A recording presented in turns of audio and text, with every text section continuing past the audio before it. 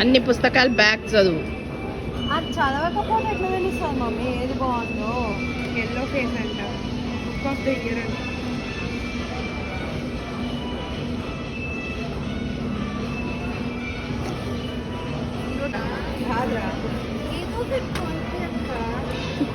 నేను రాను. పోయినావా?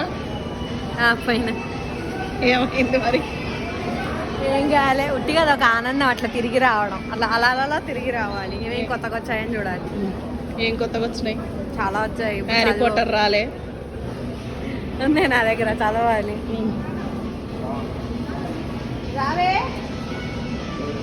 నీకేముంటాయే, నీకు చదివే టైం ఏడు ఉంటుంది.